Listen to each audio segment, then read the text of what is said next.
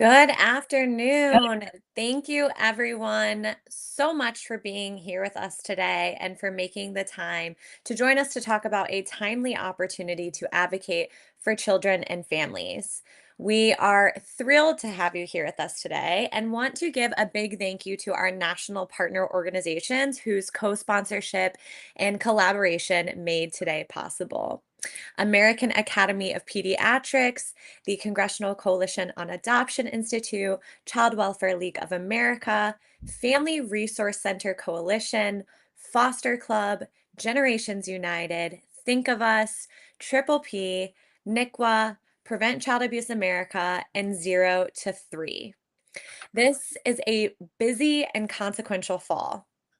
Every time you turn on the news or open your email inbox, you're reminded of the national election and everything that can divide us. Thankfully, today is not about any of that at all. We are here today instead to offer you a reprieve from the chaos and with what we hope can be an October oasis to fill your cup and support your sustained advocacy journey. Because while we all know the stories bombarding us daily, you may not know that we are on the cusp of a big bipartisan breakthrough. One more time, a big bipartisan breakthrough. That would make that would take a major step forward for families, and this is a critical moment in which concrete actions you can take will make a huge difference and whether this possibility becomes a reality. Before we get started, let me introduce myself and my co-host. Hi, everyone. My name is Keri Hope Richmond, and I am the founder and CEO of Keri Hope Co., a consulting and media production company. And I am also the founding executive director of Unbelievably Resilient, a nonprofit committed to using storytelling to reshape how people perceive foster care. I have worked in policy for nearly a decade, most recently with the American Academy of Pediatrics, working on child welfare policy alongside Zach.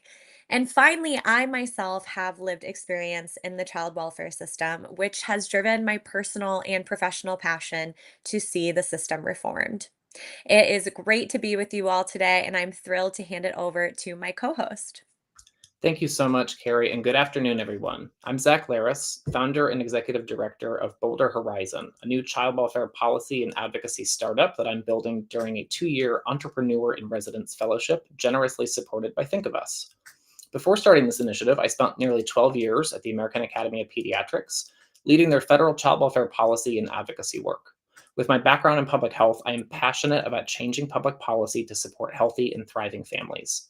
By preventing and addressing the root causes of the intergenerational trauma too many families experience, we can create a brighter future for families. Advocacy offers the opportunity for us to make public policy a positive force for transformative healing. I am so excited for all of us to have the chance to collaborate at this timely moment for children and families, and for you all to hear from our incredible lineup of speakers. And we are grateful to all of you for your partnership and collaboration on tomorrow's day of action to engage policymakers and make a huge difference. Before we transition to our speakers today, we wanted to give you some context and background for the issues they will be talking about. To set the stage, we will share briefly about the federal child welfare law Congress is currently considering updating, the legislation they are discussing, the inside baseball strategy behind the approach we are all taking together, and why we see this as the foundation for our future collaboration together. Right now, Congress is considering reforms to Title 4B of the Social Security Act, an important federal child welfare law. Title 4B provides flexible funding to support thriving families. States, territories, and tribes are able to use these funds for a broad array of activities, including preventing child maltreatment and unnecessary child welfare system involvement, facilitating permanency through post-adoption services for adoptive families, offering the only dedicated federal reunification services for families after foster care, supporting kinship caregivers with kinship navigator programs, investing $30 million annually through the Court Improvement Program, the only dedicated federal funds for nearly 600,000 children's court cases each year, fostering partnerships targeting the role of parental substance use in child welfare involvement with $20 million for the Regional Partnership Grant Program each year, and supporting the child welfare workforce through the monthly caseworker visit program, and so much more. These flexible resources are critical, but several things make reform necessary. First, Title 4B expires every 5 years absent congressional action, so Congress does what's known as reauthorizing the legislation, revisiting it to make sure the policies and investments are still right, a sort of legislative tune-up, if you will. Title 4B runs through the end of 2024, so Congress must act before January, which has created a very strategic moment for our advocacy together. And Title 4B also has had stagnant funding for over 2 decades. So while these flexible funds are crucial, their impact has lessened over time. And some of these policies have grown outdated, needing an infusion of fresh thinking and lessons learned from the work so many of you do daily. In response to that need, policymakers are taking action. Last month, the U.S. House approved the bipartisan Protecting America's Children by Strengthening Families Act with a vote of 405 to 10. This bill would update Title 4B for the next 5 years with needed steps forward for families, including the following: increasing annual 4B funding by 75 million, which includes 10 million increases for both the court improvement program and the regional partnership grants. Clarifying that poverty is not neglect and that 4B funds can support family resource centers and other prevention supports for families.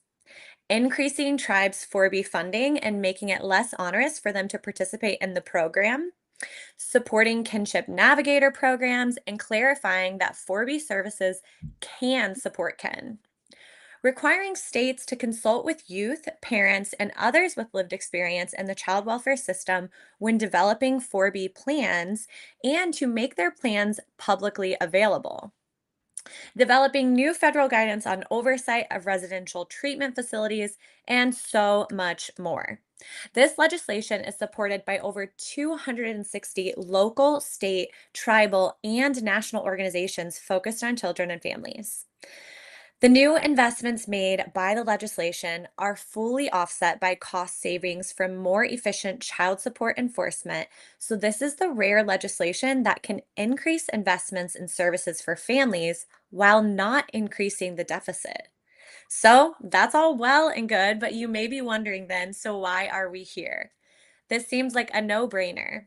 So why do I need to be here today to do anything about this? And as a savvy advocate, you may even be asking why we're doing anything at all this week since Congress is in recess and therefore isn't even in the office. That's because today's conversation and tomorrow's day of action fit within a concerted strategy to finish 4B for families this year. While we're thrilled to see the US House has taken decisive action, there's limited time for the Senate to finish the job and lots of competing work for them to do. In a short lame duck session after the election, they need to fund the federal government, finish must pass defense legislation, extend an array of expiring health programs, and many more things as well. Even common sense legislation needs momentum when facing that many competing conversations. In the United States Senate, the most precious resource there is floor time. If you've ever read a newspaper refer to procedural votes or heard talk about how many hours it will take the Senate to consider a bill, you've seen the value of that sought after real estate firsthand. But that's not the only way to pass a bill. The Senate also uses so called unanimous consent, which allows for immediate consideration of legislation with no time agreements, lengthy debate, or procedural votes. The catch is that unanimous consent is unanimous. Any single senator can object for any reason, and the bill then sits waiting until they change their mind or the bill moves forward for a formal vote with all of those procedural requirements. Child welfare legislation is the poster child of unanimous consent legislation. It typically has broad bipartisan support and is non controversial. A senator, therefore, might not object because of the bill's substance, but simply because they haven't heard of it before. This is new to them, or they haven't had the time to hear from their constituents about whether it's right for them and their state. That's where our October action strategy comes in. In order to make November progress possible on 4B, we need their email inboxes overflowing and their phones ringing off the hook. When they return in November, we want to be sure that no senator says, wait a minute, I haven't heard about that one. I need more time. So now that you've had the inside scoop on our strategy, it's a good time to turn to our slate of incredible speakers to underscore just why this matters. Given the breadth of issues 4B covers, they represent a wide range of topics and constituencies. And like you all assembled here today, they are an instantiation of the power of our broad partnership. We hope that hearing from them leaves you feeling motivated, not only to take action tomorrow, but to continue our collaboration going forward on 4B and so much more. I am thrilled to introduce you to our first speaker this afternoon, Dr. Melissa Merrick. Dr. Merrick is president and CEO of Prevent Child Abuse America, the nation's oldest and largest nonprofit organization dedicated to the primary prevention of child abuse and neglect. She has more than 20 years of clinical research and leadership experience related to the prevention of child abuse and neglect. Dr. Merrick is a true champion for families and is dedicated to creating a world where every child can grow up happy, healthy, and safe. Thank you so much, Dr. Merrick, for sharing your perspective here with us today, and I'll hand it over to you. Thanks, Keri, and thanks, Zach, and thanks everyone for being here with us today. It's so exciting to be with you on behalf of Prevent Child Abuse America and our two large networks, our Prevent Child Abuse America state chapters and our Healthy Families America evidence-based home visiting program, right? Really, what does it mean when we say that prevention can only happen in partnership? It's that we need all of you who are on today speaking loudly about these supports that we need, right? Like you've heard from my colleagues, Title 4B reauthorization offers policymakers the opportunity to continue aligning child welfare resources with the best outcomes for families based on research and based on the insights of individuals who have actually experienced the child welfare system.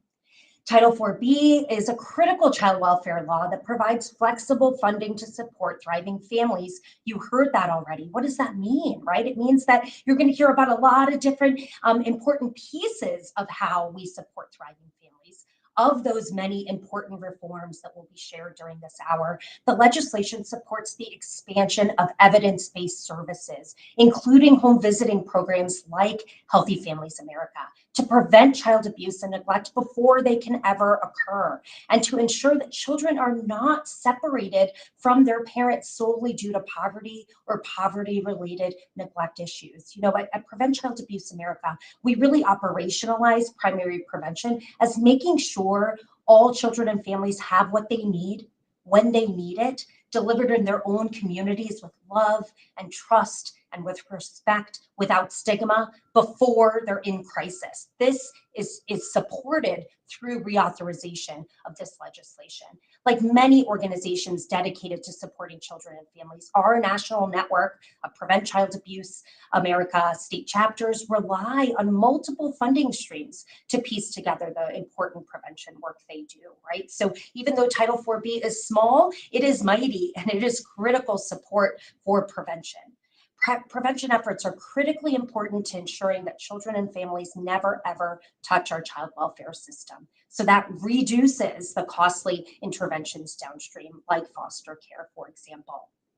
And to build efforts focused on prevention and to dramatically reduce the cost of child welfare, this reauthorization is an opportunity to invest in these needed prevention efforts. And like you heard from my colleague, Zach, without congressional action, Title 4B expires on December 31st. But together, your advocacy can help turn these opportunities into a reality for all children and families and help build a lasting partnership that takes us forward for families. All children and families deserve to live a happy and purposeful life with hope for the future. And that is within our reach. Things like the reauthorization of 4B and this bipartisan Protecting America's Children by Strengthening Families Act is critical. I look forward to joining you all today and tomorrow in that day of action and continuously through this October oasis. I like this framing very much. We have what it takes. Prevention is only possible in partnership with all of you, but it is possible. We can prevent child abuse and neglect in this country, and it takes all of us. So thank you so much for allowing me to just lend my enthusiastic support.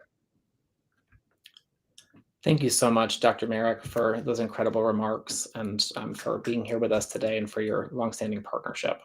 I'm thrilled to introduce now our next speaker. Loni Greninger is vice chair of the Jamestown Slalom Tribe in Washington, a position she's held since 2020. Vice Chair Greninger's professional experience includes 4 years working with the Washington State Department of Social and Health Services as an Office of Indian Policy Regional Manager, and then as a statewide tribal liaison. In 2017, her tribe called her home to serve her people within the Social and Community Services Department. She currently serves as the department's director and sits on the governor's oversight board for the Department of Children, Youth, and Families, is chair of the Washington State DSHS Indian Policy Advisory Committee, and serves on a variety of advisory groups and work groups to help advance this important work forward. Thank you so much, Vice Chair Greninger, for being here with us, and I look forward to hearing from you. Wonderful. Thank you so much, Zach. I raise my hands and thanks. Distinguished members of Senate, staff, guests, advocates, I love that term. My name is Loni Greninger. I currently serve my people as the Vice Chairwoman of the Jamestown Slalom Tribe, located in beautiful Sequim, Washington, here in Washington State, Olympic Peninsula. As Zach mentioned, I do chair a number of intergovernmental tribal advisory bodies here in Washington State, focusing on social, health, and justice services, and I'm very passionate about that.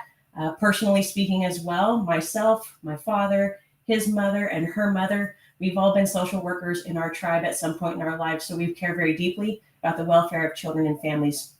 So I have 4 main points that I'd like to share briefly with you today, just on the impact of what this legislation can have for tribal communities.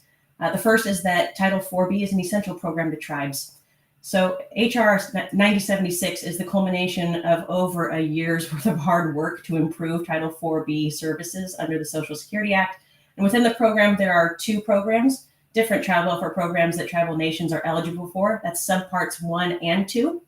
Over 400 tribes right now across Indian country operate subpart 1, and then over 300 tribes operate subpart 2. And this is out of the 574 currently federally recognized tribes across America. And we want to make sure that we can get as many tribes operating these programs as possible. And I'll go into a little bit more detail about how this can cause that impact in a great way. But let me talk about 2 types of programs, just as examples of really positive impact. The first is the Tribal Court Improvement Program, which assists tribes in strengthening the family court structures. Investing in this type of infrastructure for tribes is essential because you might not be surprised if I say this, the American court system does not fit the needs of our people. So to have this investment in court structures for tribes specifically allows tribes to have the flexibility to implement the justice, the forms of justice that they see as benefit to their own people, to bring the most healing possible. And like Dr. Merrick mentioned, when you put forward more healing, you get families and children out of the system, and then you won't have repeats of generational trauma. Secondly, subparts 1 and 2 provide support of a wide variety of services that help our families stay out of the child welfare system through removals, but also through lengthy stays of foster care, Zach and Dr. Merrick eloquently listed those supportive and preventative services, so I don't need to repeat them here, and so I thank you for that. But this flexible funding strengthens families so we can reunify them quickly or prevent the children from being removed in the first place. So if you think about this impact, funding tribal courts, funding preventative and supportive services, and getting families, addressing family needs and their gaps first before the crisis happens, that's a multi-generational impact. It's a multi-generational investment. When we can invest in generational healing, we prevent these repeated horrible things that happen. Families in their trauma encounter many abuses. If we can address that now, you affect generations later, and then these families become healthy and they don't need these services in social welfare or justice anymore. And that's what we're hoping to promote, is that generational healing. The second major point, this program expands eligibility to tribes, and that happens in 2 ways. 1, you're breaking barriers for the smaller tribes who have a really hard time administering the grant because they're either not large enough for all the administrative and data burdens. And then the second is that we're just increasing the ceiling, the number of tribes that can access this in the first place. So when given the opportunity, tribes of all shapes and sizes, being the experts of our own communities, when we are given the flexibility to implement these programs the way that we see fit, we do amazing things. We have amazing impact. And what excites me about the legislation is it breaks those barriers. So I mentioned small tribes, they're not eligible for large grants. maybe $30,000. My tribe in particular, not eligible at all. We are very small, about 520 enrolled members. Over half of those are elders. Less than 20 of them are children under the age of 18. So we can't get into these types of programs that could really help us.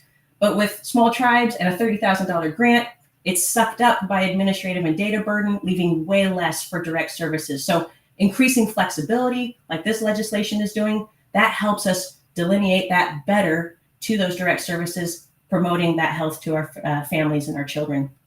Important too to note is that the legislation gives the HHS secretary some flexibility to be able to streamline these burdens that are happening to tribes. So that way we can put the flexibility where we need it. What's really neat to share about the impact here in the Pacific Northwest states and beyond, when you put the control in the tribal seat, tribes have reduced foster care removals between 20 to 70%. It's significant. The third point that I'd like to share with you today is helping tribes means helping states too. Our children end up in the state welfare system, and so we tribes are there to assist in the Indian child welfare cases. And usually the resources that we're bringing forward is Title 4B. And so when you invest in tribes, we are also taking those resources and investing them into states. We're helping caseworkers and states implement ICWA better. And so just infusing more resources into this legislation, more implementation of ICWA, better implementation of ICWA. We also like that in this legislation that there's increased data support, increased technical assistance support, especially for states. And when you bring those states and those tribes together, working better on ICWA with more resources, getting the data and the technical assistance to help us focus our time and our energy in the right directions where the gaps are, we can meet those, we can close the gaps, help our families a lot better. So with the support from HHS, we can help understand where our efforts and our resources should be targeted better. And the fourth and final point, unfortunately, the pre-pandemic trends are coming back. So during the pandemic, we lost a lot of our mandated reporters, schools, doctors' offices, daycares, because nobody was using them anymore, understandably, during the pandemic. But now as we are coming back into post-pandemic roles, we are now using our schools, using our daycares, going to doctor's appointments again. We are starting to see the trend of calls going back up for child removals, neglect, abuse, and it's really unfortunate. So this legislation can help us ensure more prevention, again, meeting the families where they're at before crisis happens, giving parents guidance, giving parents support. Being a parent is hard. And when you add trauma on top of that, we can understand how these things happen. So we want to help families where they're at, help parents, help kinship providers, help grandparents, help aunties and uncles. We want to make sure that we are preventing these trends from coming back. So in conclusion, I share with you that the time to reauthorize and expand these services is now, and I urge the Senate and all of our advocates across Indian country, across America, to pass HR 9076 to help us invest in generational healing. And with that, I just thank you so much for your time. Thank you, Vice Chair Greninger. I absolutely love that message, generational healing. Thanks again. And now we are thrilled to welcome our next speaker this afternoon. Welcome Dr. Ali Caliendo, who is a dedicated advocate for kinship families and a proud kinship caregiver. As the founder and executive director of Foster Kinship, Nevada's Kinship Navigator program, she works tirelessly to support kinship families through innovative programs and services. Thank you, Dr. Caliendo. Over to you. Thank you so much and good afternoon. Yes, I'm Dr. Caliendo and I am the founder and executive director of the nonprofit Foster Kinship, but I am also a kinship caregiver. And today I want to emphasize the urgent need to pass the Protecting America's Children by Strengthening Families Act. This act will mean continued services for the nearly 11,000 kinship families that Foster Kinship has supported over the years, including my own family. Kinship families are the backbone of child welfare and a critical part of the promise of prevention. When children can't live safely with their parents, relatives step up to provide stability and love. Kinship families care for children both in and out of our foster care system.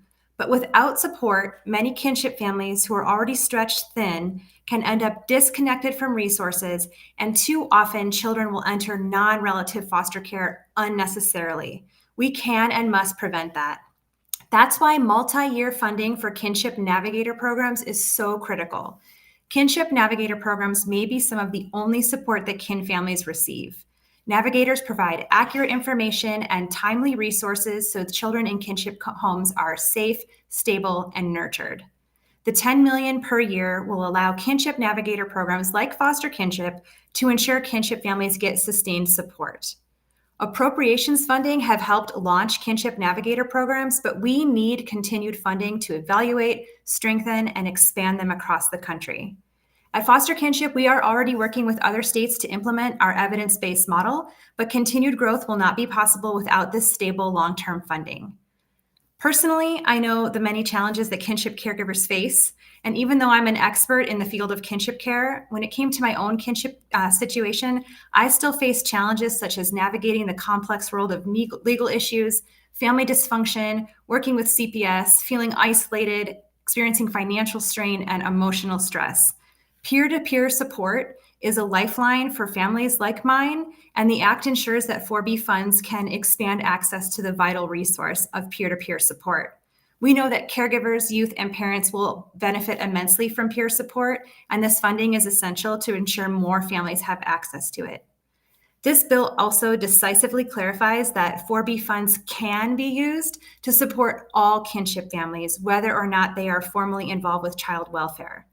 With foster care prevention as a national priority, it's imperative we provide support to kinship families at every stage, from informal care to permanency. And this bill ensures that no family is left behind, reinforcing the critical need to keep children safely with relatives and prevent unnecessary entry into foster care. So kinship families, especially informal kinship families like mine, need to make their voices heard. I urge all kinship caregivers to call your Senate offices and tell your representatives how essential this funding is. Our families deserve the support to thrive, and passing the Protecting America's Children by Strengthening Families Act is a critical step in keeping children safe, stable, and connected to their loved ones. Thank you so much. Dr. Caliendo, thank you so much for sharing about the transformative power and impact of kinship care. Really appreciate your remarks today and so grateful for your partnership. I'm also excited to introduce our next speaker. In just a moment, we'll be hearing from Lindsay Calveri, who will be speaking from her experience as a parent and a leader who brings lived experience to support other parents and advise 0 to 3 Safe Babies team on how to transform child welfare to promote the well-being of babies and families. Thank you, Lindsay, for being here with us today, and we're so excited for our audience to hear from you. Thank you so much, Zach. Hi, everyone. My name is Lindsay Calveri, and I'm a parent leader at the 0 to 3 program of Safe Babies. I utilize my lived experience navigating the system to inform policies and practices within child welfare, and namely the Safe Babies approach. My voice and the voice of 2 other parent leaders give perspective to the struggles for families involved in the child welfare system, so that families may be given the tools and resources needed to stay together and thrive. I am honored and excited to be here talking about Title 4B funding, because this is an opportunity to raise up the importance of parent voice and peer mentoring programs. I can tell you from heartfelt personal experience that the loneliest place in the world is a home without your child in it. That pain is inexplicable to someone who has never experienced it. Having a peer with that lived experience walking alongside of you greatly increases chances of success and reunification. Someone who understands what it feels like, the uncertainty and lack of trust for the system, the barriers to finding resources. These are all invaluable insights from a peer who has already walked through it. I did not have a parent partner, and it took me 3 long years in the system to finally get it right. And all the while, my son had to suffer alongside of me. Peer mentors are a necessity, not only in the child welfare system, but in preventative services as well. I often think about how I could have done things differently and found help sooner before it affected my son so critically.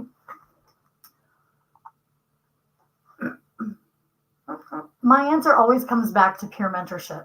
Someone like me walking alongside of me, having peer mentors available in doctors' offices, mental health practices, or in government assistance agencies would have made help accessible at a point before the trauma or the removal had to happen. I know I'm privileged to work nationally with multiple states, where I'm able to listen and learn from parent partners across the country, and we often hear many of the same barriers in the work: lack of funding. Many of them are not even paid for their time and are simply working to change the system because it needs to be done. They're often given little to no resources and must use their own cars, phones, and emails to help these other parents in need. Those states that are paying are often paying between $10 and $13 per hour, when you can get a job working fast food for starting at $15 an hour. I admire these parents greatly and appreciate their contributions, but we need to value ourselves and our voices. Lived experience should be recognized for the beneficial changes it can bring about, and in doing so, must be equitably paid. The reauthorization of Title IV-B funding would allow states to include use of funds for parent partner programs in their state plans, which opens doors for more parent partner programs to be established. The policy team at Safe Babies has developed a detailed brief on parent partner programs, which we will also include as a resource. Parents and children alike will benefit from the opportunity to build mentoring relationships within their community and cultural circles. Seeing someone like you do what you think you cannot is a powerful motivation. Parent leadership and peer mentoring are still vastly underused resources, and with the Title IV-B funding, we have the opportunity to make a difference in the lives of so many families. Thank you so much for your support and advocacy and having me. Thank you so much, Lindsay. I love what you just said. Seeing someone do something that you thought you couldn't is so powerful. I will definitely remember those words. Let's go ahead and introduce our next speaker, Shye Robinson. Shye is a young, energetic foster youth intern alumna from the Congressional Coalition on Adoption Institute. As a former foster youth from Indiana, she has spent her time since graduating from Purdue University, go Boilermakers, committing herself to dutiful work in the hopes that foster youth and the world more broadly speaking may live charitably and with dignity. Thank you so much, Shye. Thank you so much, Keri, for that wonderful introduction. All of the speakers before me have been incredibly intelligent and wonderful. And so today I offer all of you my testimony as my experience in foster care has been filled with luck and fate. I started my journey being placed into kinship care with my aunt, who was a single mother of two. At 12, I was able to recognize the financial constraints a single mother taking care of four kids would present, and thus I advocated for my little sister and me to be placed with our next door neighbors, to which they became foster parents as soon as they could. Over the next 6 years, there were many bumps in the road, but we made it through, and I ended up by aging out of the system. On my 18th birthday, I opted into voluntary older youth services, and now I stand before you as a first generation college graduate working in DC. From a young age, I have carried the burden of fulfilling adult-like responsibilities, and it was through foster care that I found support. I would not have been able to live independently throughout college, deepen my family relationships, both with my foster parents and my biological family, or even pursue professional opportunities without such resources. The Congressional Coalition on Adoption Institute, or CCAI, is one of the support systems that entered my life within the last year and is responsible for planting the seeds of my vocal advocacy for child welfare reform. My experience as a foster youth intern for this organization has only solidified my confidence in advocating for all young people in foster care, or at least doing my best to do so. This summer, I worked with 7 exceptional colleagues who, like myself, have been through the child welfare system and have some ideas as to how to improve it. Through CCAI, we were given multiple platforms to share our month's work of policy research and ideas for Title IV-B reauthorization.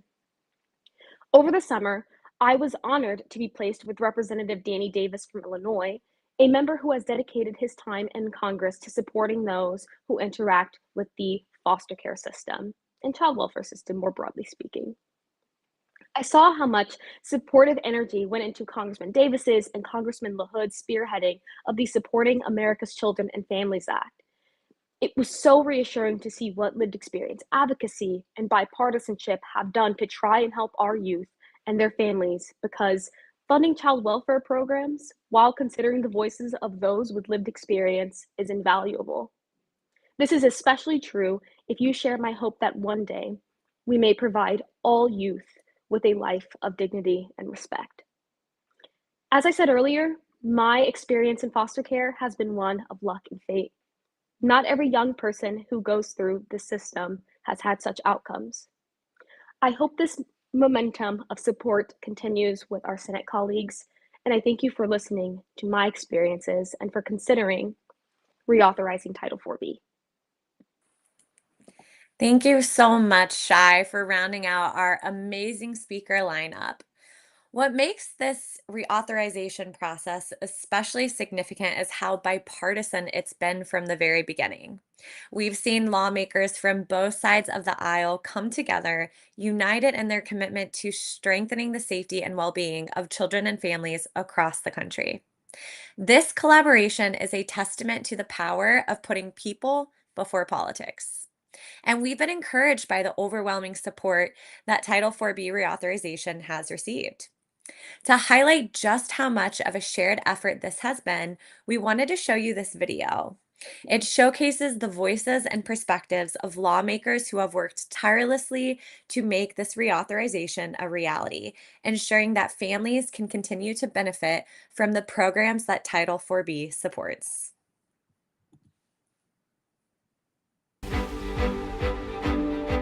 Title IV-B of the Social Security Act.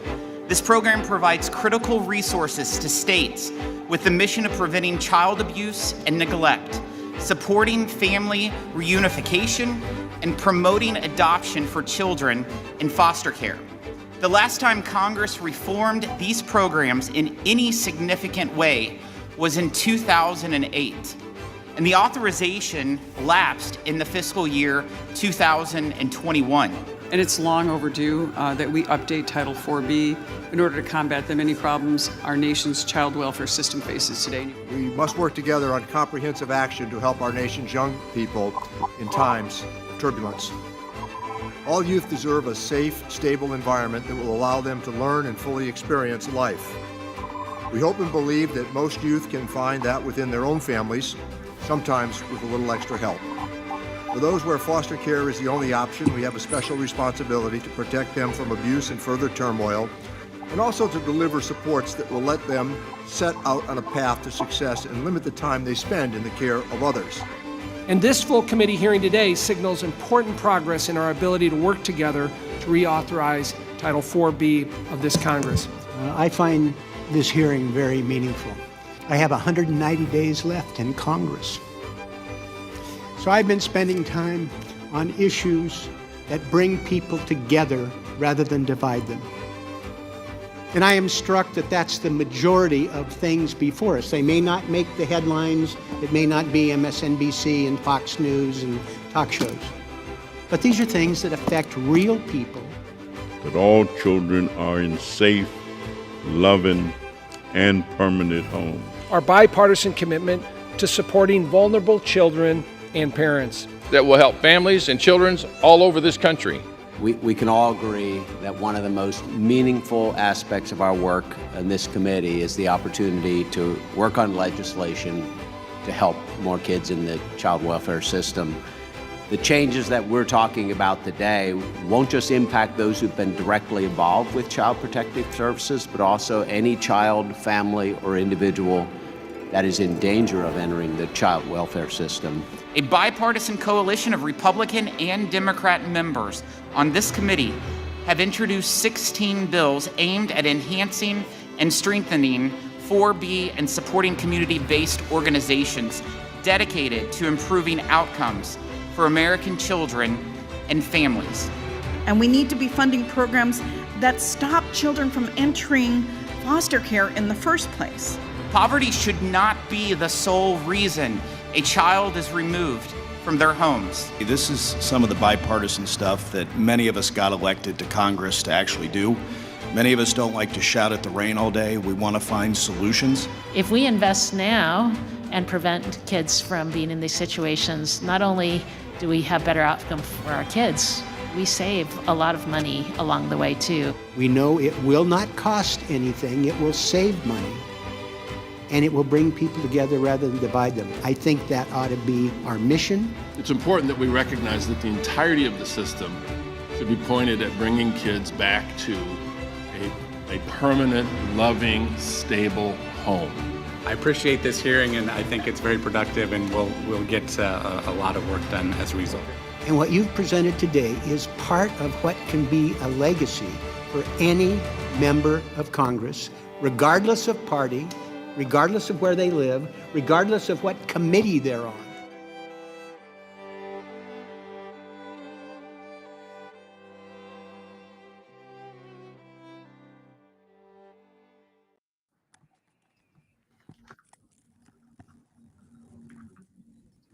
Wow. Well, if that does not demonstrate the bipartisan momentum and enthusiasm, I don't know what does. And a huge thank you to you, Keri, for your incredible creative vision and leadership in putting that excellent video together to really demonstrate and bring home just how broad the support is for this legislation. So exciting.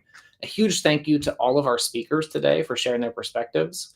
We hope that you all are feeling energized and ready to take action tomorrow.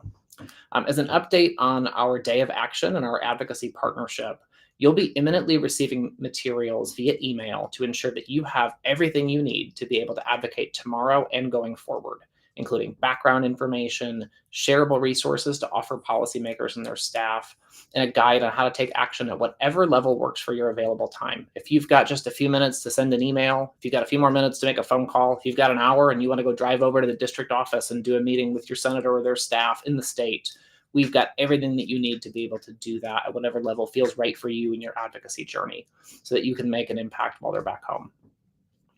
For those of you joining us as part of a larger national organization, you may already have advocacy materials coming your way that are specific to the issues on which they focus, but our incredible array of national partners have been working extensively to ensure that everyone has the detailed resources they need to engage effectively. Thank you all again for being here with us today and for all your advocacy. We cannot wait to keep up the collaboration on 4B and beyond.